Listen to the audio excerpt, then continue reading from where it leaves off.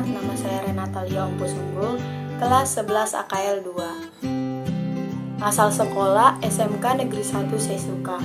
Di sini saya akan memberikan sebuah materi melalui video pembelajaran animasi. Semoga dapat bermanfaat bagi yang membutuhkan. Harga pokok penjualan atau HPP. Dalam dunia bisnis, istilah harga pokok penjualan bukanlah sesuatu yang asing. Istilah tersebut sering dihubungkan dengan pengelolaan akuntansi dan keuangan. Secara garis besar, harga pokok penjualan adalah jumlah beban yang dikeluarkan secara langsung atau tidak langsung untuk menghasilkan produk, barang, atau jasa. Nah, pembahasan kita kali ini adalah mencari rumus HPP. Tapi sebelum itu, kamu perlu tahu apa itu harga pokok penjualan. Harga pokok penjualan atau HPP adalah jumlah pengeluaran dan beban yang perlu dikeluarkan secara langsung atau tidak langsung untuk menghasilkan produk atau jasa. Beberapa biaya yang masih berhubungan dengan harga pokok antara lain biaya produksi, impor, maupun assembly.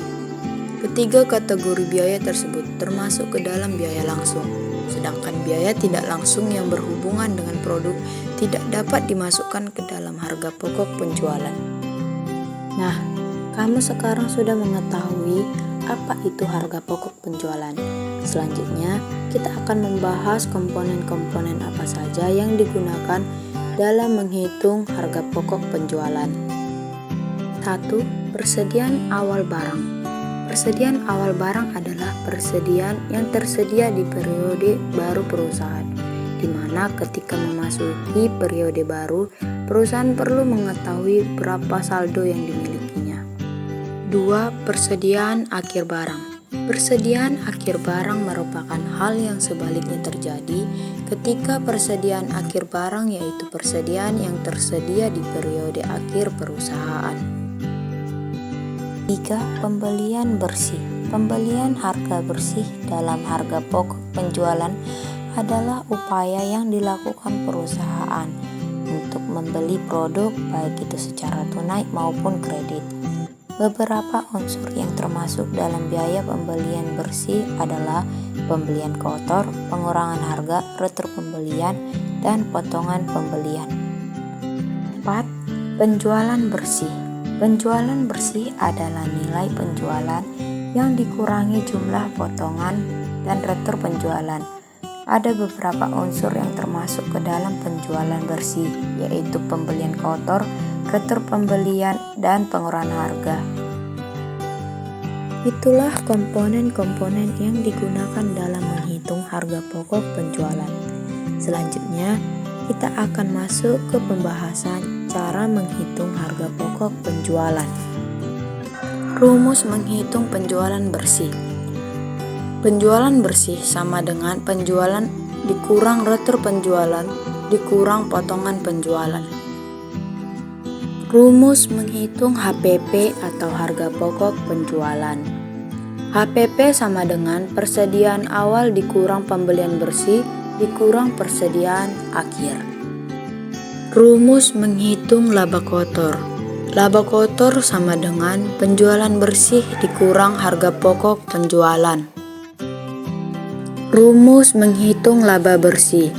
Laba bersih sama dengan laba kotor dikurang beban usaha.